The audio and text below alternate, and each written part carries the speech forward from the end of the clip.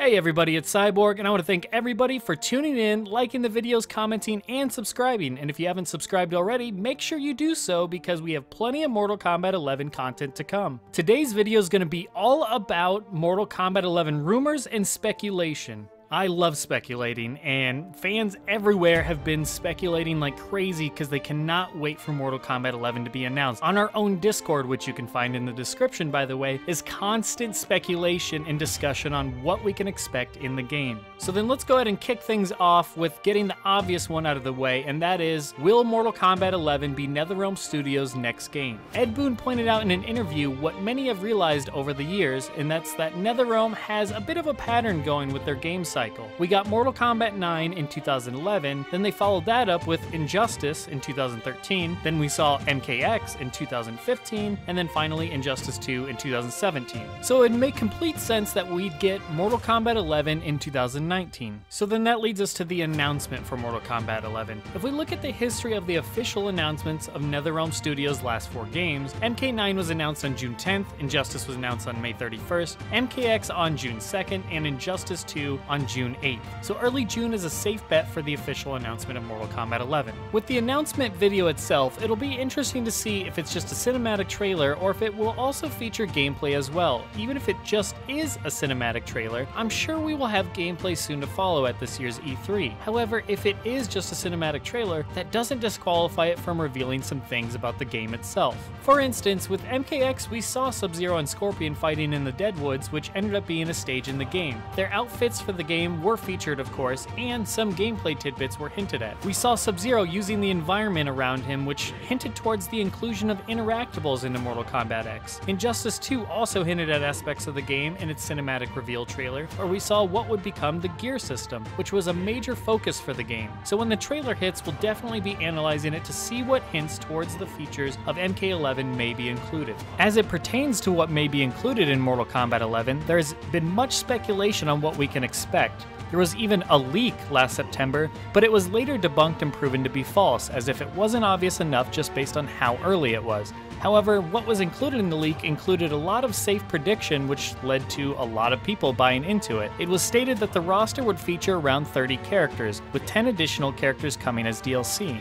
Now that aspect of the fake leak is actually something I feel is quite likely. Around 30 characters for the starting roster seems reasonable, as MKX had 25 and Injustice 2 had 29 if you count the pre-ordered DLC Darkseid. So around a 30 character starting roster is certainly possible. 10 characters as DLC is also reasonable, as MK9 had 4 DLC characters, Injustice had 6, MKX had 8, and Injustice 2 had 9. They've increased it each time, so at least 10 or more makes sense. The leak had gone on to talk about a character named Dominic, which they listed as Kano's son, and stated that he would be one of the new characters in the game, along with a character named Selena, who is a dream goddess. One could even assume that the dream goddess, Selena, would be the mysterious lady in Jade's ending. Even with the leak proven false, it's not entirely impossible that Kano's son makes it into MK11. As for the mysterious Jade lady, it may not be Selena, but I wouldn't be surprised to see her as well. As it pertains to variations, fans have been speculating on whether we will see the return of 3 variations, or perhaps this time we'll get 2 variations instead. With MKX we saw 3, but generally I saw a lot of people expressing a feeling like most characters only had 1 or 2 useful variations, so a third felt quite unnecessary. Perhaps we'll see a more refined variation system in Mortal Kombat 11. After all, it is about quality, not about quantity. Let's talk about the pre-order bonus. There's been a decent deal of fans who speculate who the pre-order bonus character will be this time around. I see Shao Kahn is usually the one being predicted, and that would line up with what we've been getting. In MKX, it was Goro who wasn't needed for the story and had a big bad appeal, which would generate hype and drive sales. Punchwalk anyone? In Injustice 2, it was Darkseid, which served a similar purpose. So it's safe to assume in Mortal Kombat 11, they would likely tease another big bad to help generate hype and drive sales, and Shao Kahn makes a lot of sense. Kintaro could be another candidate, but I feel Kahn is certainly much more fitting and iconic. finally, the last bit of speculation I've seen going on is whether we'll see a revamped gear system from Injustice 2 introduced into MK11, or if we'll see the return of alternate costumes, as is a Mortal Kombat standard.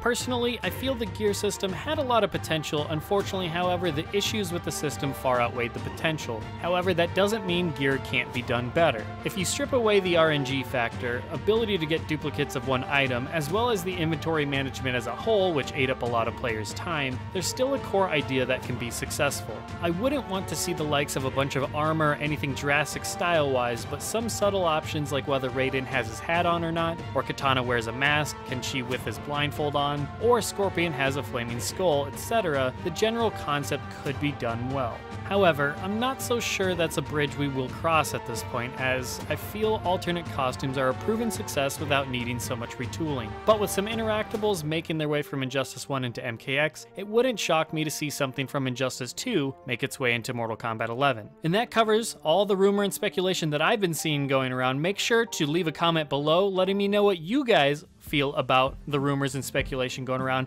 about the pre-order bonus or the skins versus gear.